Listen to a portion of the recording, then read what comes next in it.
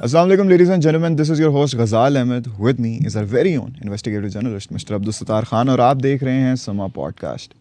देखिए, नरेंद्र मोदी ने एक दफ़ा फिर से हुकूमत तो बना ली, ऐसे थोड़ा सा बेसाखियों के सहारे ही सही, साथ ही साथ उन्होंने कैबिनेट भी अनाउंस कर दी।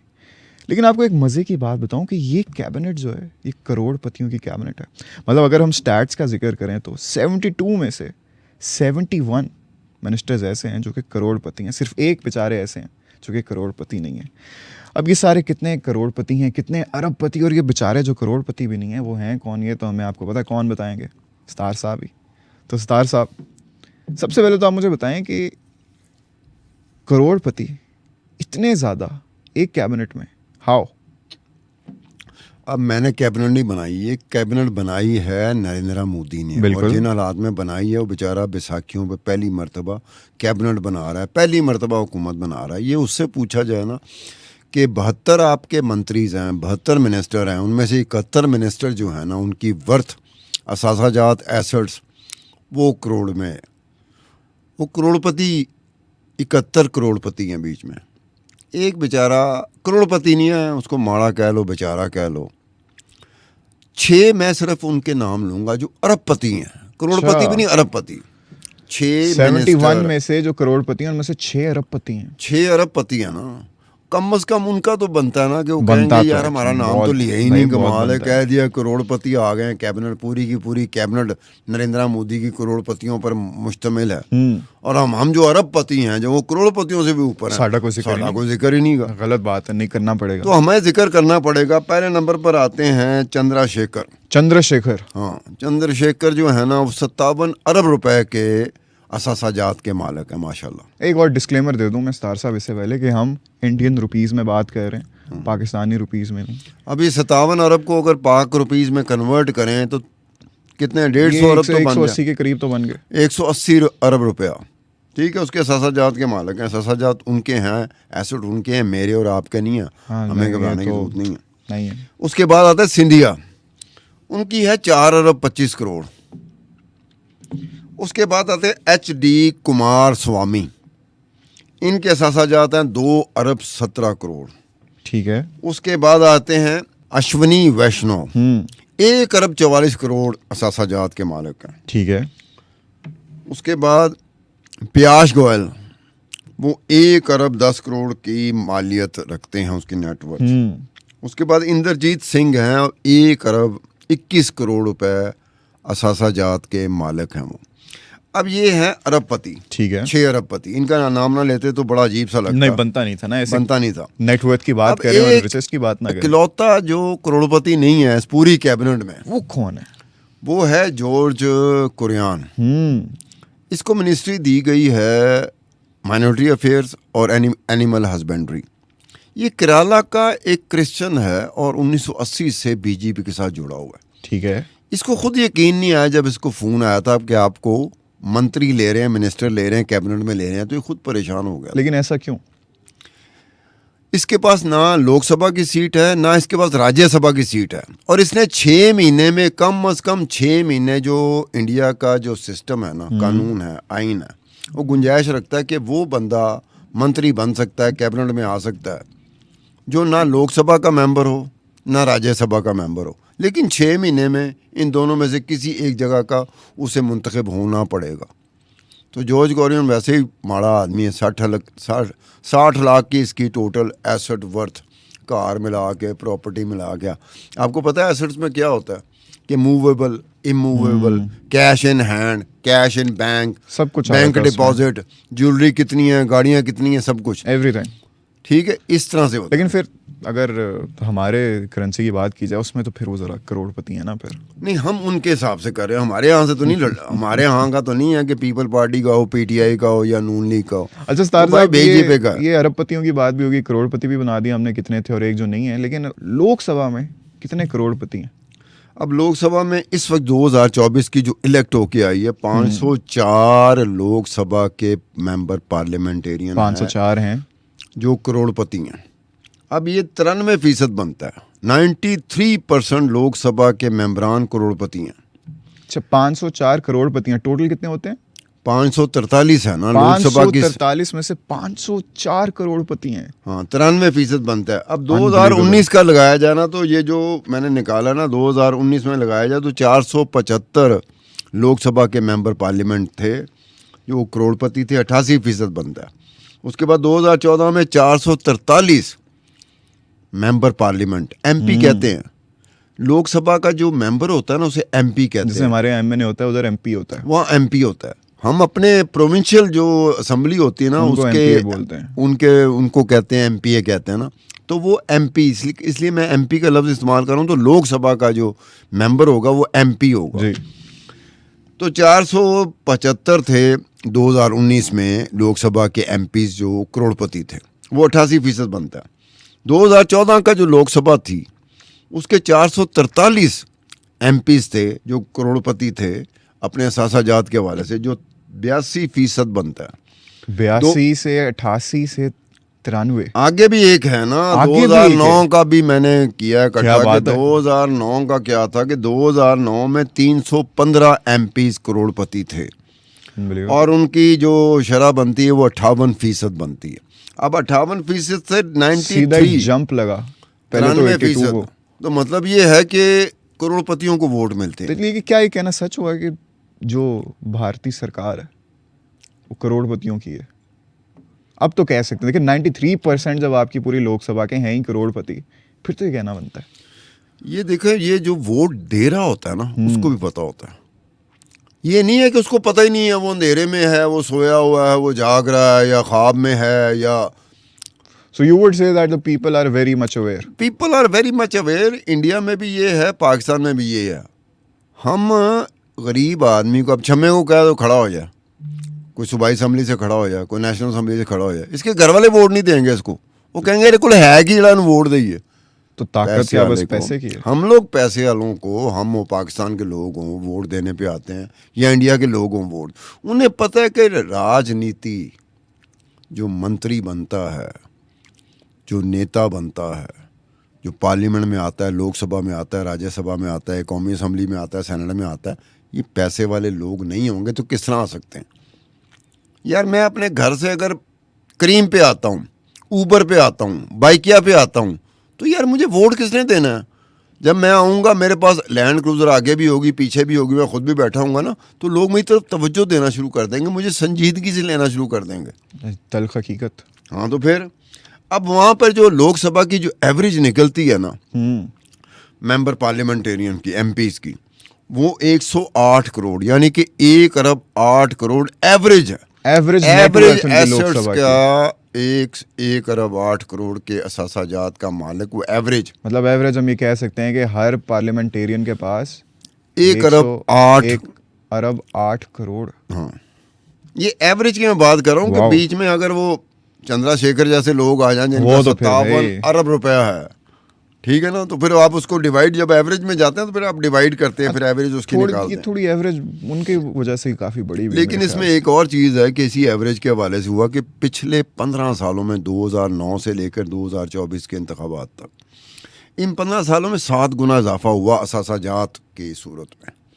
ये लोकसभा के जो मेंबर पार्लियामेंटेरियन इलेक्ट होते हैं ना, इनके असासाजात में 7 गुना इजाफा हुआ। और जो री इलेक्ट होते हैं, री इलेक्ट में 214 री इलेक्ट हुए हैं, 214, वो 214 के असासाजात दुगने हो गए, यानी कि बढ़ गए। अच्छा सरकार एक तो है ही पैसे की, सरकार में आओ और डबल पैसे बनाओ।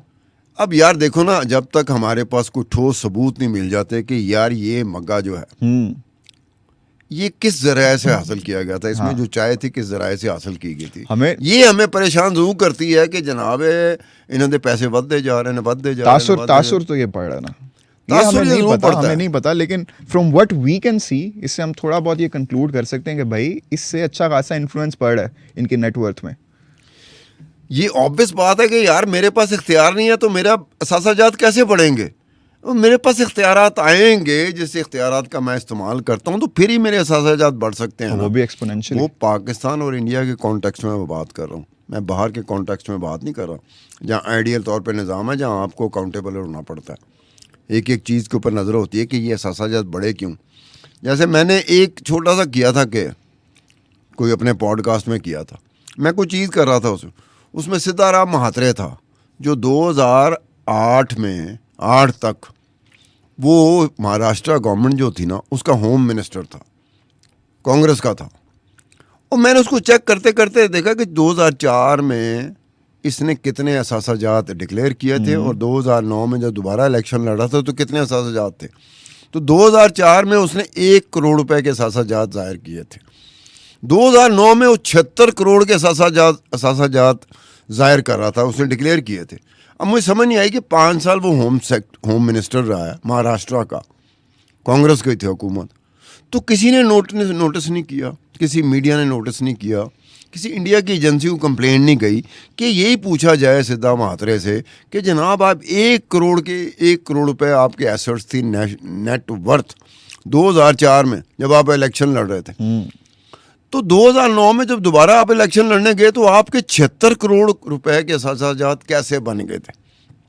देखो ये हो जाता है। कोई जवाब मिला? नहीं, मैं इलेक्शन कमीशन ऑफ इंडिया को फोन करूं, मैं फलाने को फोन करूं, लेकिन हमने जर्नलिस्टों का होता है। हमने इन्फॉर्मेशन के लिए तो आपके पास ही आना होता है ना सितार साहब। अब हम कुछ ख्याल करें। आप किसी और चीज़ के लिए मेरे पास आया करें। ये 2 मग्गे मेरे पास इसलिए पड़े हैं कि आप कॉफ़ी की जिद कर रहे थे, मेरे पास चाय है, मैं चाय का शौकीन। वैसे एहतजाज करना चाहिए हमें, मेरे ख्याल से एहतजाज करना चाहिए। आगे हम चलते हैं कि ये जो लोकसभा इंडिया की इलेक्ट होके आई है, इसमें 227 एमपीज ऐसे हैं जिनके असासाजात 10 करोड़ से ऊपर के हैं। बिल्कुल।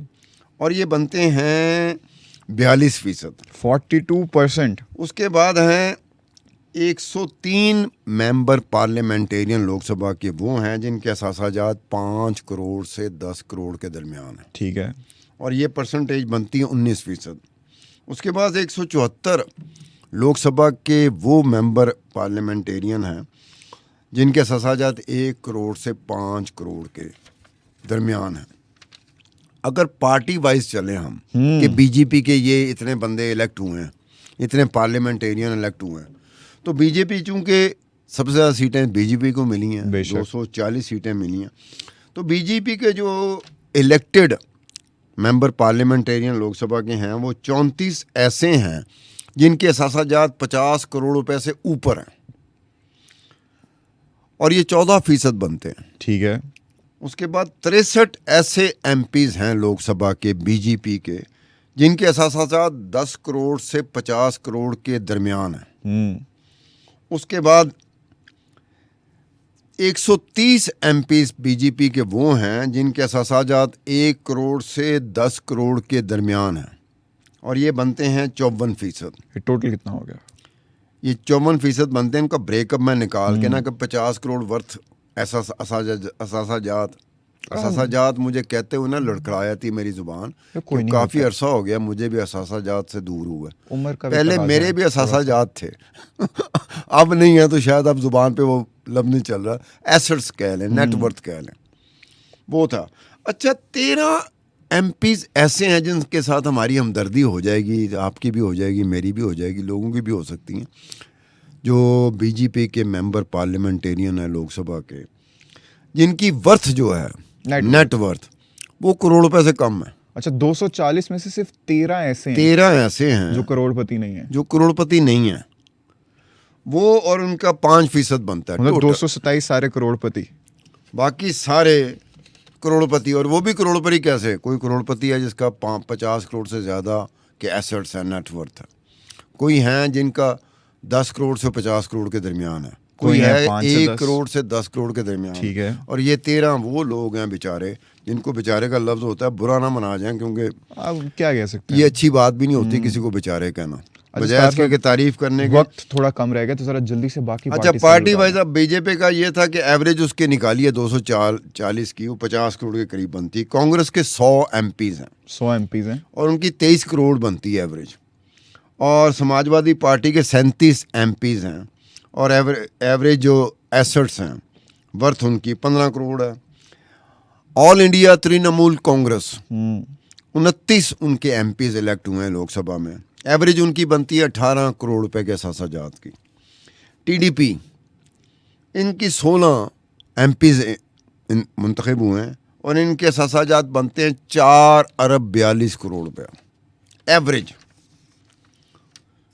उसकी वजह होती है, कि कोई एक आधा बीच में इतना अमीर आ जाता है बंदा। आपने एवरेज निकालनी ना कि ये फलानी पार्टी, इसके कितने एमपीज इलेक्ट हुए हैं, तो इनकी एवरेज निकाली जाए। तो ये टीडीपी की एवरेज इसलिए ज़्यादा निकली, एक तो बंदे कम इनके इलेक्ट हुए, 16 बंदे, और ये जो एनडीए नेशनल डेमोक्रेटिक अलायंस जो अलायंस है उसमें बीजेपी को 240 मिली। उसके बाद जो दूसरी बड़ी पार्टी है वो टीडीपी है, जिसको 16 सीटें मिली हैं। इसमें जो चंद्रशेखर साहब है ना, उनका ताल्लुक टीडीपी से है। अच्छा, जो सबसे अमीर पार्लियामेंटेरियन 57 अरब है, तो उस 57 वजह से अरब ना इंडियन रुपीस। एवरेज में फर्क पड़ जाता है। अच्छा, अब उसके बाद ये है कि बीजेपी के 240 जो एमपीज हैं उसमें 95% जो है ना वो करोड़पति हैं। कांग्रेस के 100 एमपीज में 93% करोड़पति हैं। डीएमके ये तमिलनाडु की पार्टी है, बड़ी पुरानी पार्टी है, हमेशा इलेक्शन जीतती है। वो मसलन हरा देती है बीजेपी को भी, कांग्रेस को भी, जो भी है, सिर्फ तमिलनाडु की हद तक। तो डीएमके हैं, उनके 22 एमपीज जीते हैं, 95% लोग करोड़पति हैं। तृणमूल कांग्रेस 29 एमपीज जीते हैं और 93% करोड़पति हैं। समाजवादी पार्टी 37 एमपीज जीते हैं और 92% करोड़पति हैं। अब ये देखो ना, इसमें आपको परसेंटेज जो है ना वो हमेशा ज़्यादा मिलेगी। मिसाल के तौर पर पार्टी वाइज जो एवरेज मैंने पार्टी की निकाली है 2019 का 2024 का, तो बीजेपी का जो 2019 का एवरेज था एमपीज, उसका जो एसेट रखता था, जो नेटवर्थ थी, वो उसकी 14 करोड़ 50 लाख थी, जो 2024 में बढ़ के 50 करोड़ हो गई। इजाफा कितना हुआ? 244% का इजाफा हुआ एवरेज बीजेपी के एमपी का, लोकसभा का 219 और 2024। स्टार साहब, हम कहीं गलत फील्ड में तो नहीं आ गए? आगे मुझे बात पूरी करना, तो फिर बताएंगे गलत फील्ड में आए कि नहीं आए। करे।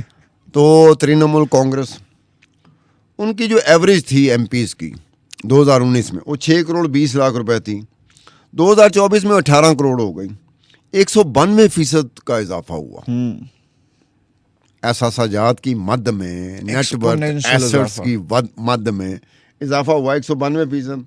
डीएमके जो कि तमिलनाडु की पार्टी है, उनका जो एमपी था 2019 में, उसके जो एवरेज एहसासाजात थे, उनकी जो मालियत थी, वो 24 करोड़ 50 लाख थी, जो 2024 में बढ़कर 31 करोड़ रुपए हो गई, 27% का इजाफा हुआ। उसके बाद समाजवादी पार्टी है, उनकी 2019 में एमपीज की एहसासाजात की वर्थ जो थी एवरेज, वो 14 करोड़ थी, जो 2024 में 15 करोड़ हो गई, सिर्फ 9% का इजाफा हुआ समाजवादी पार्टी के एमपीज का, लोकसभा के जो। उसके बाद कांग्रेस है। ये इंटरेस्टिंग बात है कि कांग्रेस का जो 2019 की जो थी वो 38 करोड़ 70 लाख रुपए थी, 2024 में कम होके 22 करोड़ 90 लाख रह गई, यानी कि -40%। ऐसे क्यों? अब ये होता है ना, ये क्यों होता है?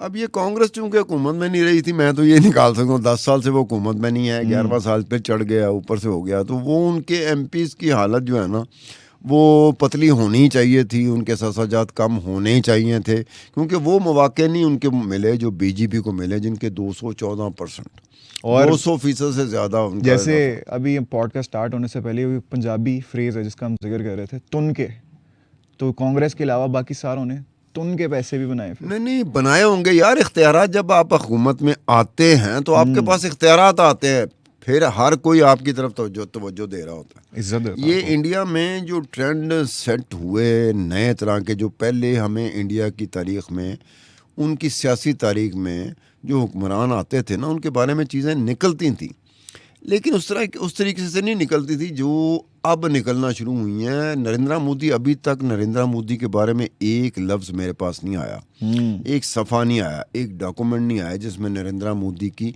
करप्शन झलक पड़ती हो। लेकिन सितार साहब, हमारे पास और बड़ी चीज़ें हैं जो कि मेरे ख्याल से अपने नेक्स्ट एपिसोड का टीज़र यहीं से हम दे दें। आज के एपिसोड का तो हमने पूरा कर लिया, एस्टैब्लिश, हमने सारा जिक्र कर दिया, कितने करोड़पति हैं, कितने अरबपति, कौन बेचारे हैं जो कि अभी उधर नहीं पहुंचे, जितने भी पार्लियामेंटेरियंस हैं। अगले एपिसोड में आपको हम थोड़ी अलग इन्फॉर्मेशन देंगे, और वो अभी हम बताएंगे नहीं, सितार साहब ने थोड़ा सा टीज़र दे दिया, तो अगर आप वो देखना चाहते हैं तो अभी के अभी सब्सक्राइब करने समा डिजिटल को। आपसे मुलाकात होगी इन द नेक्स्ट एपिसोड, तब तक के लिए अल्लाह हाफिज़।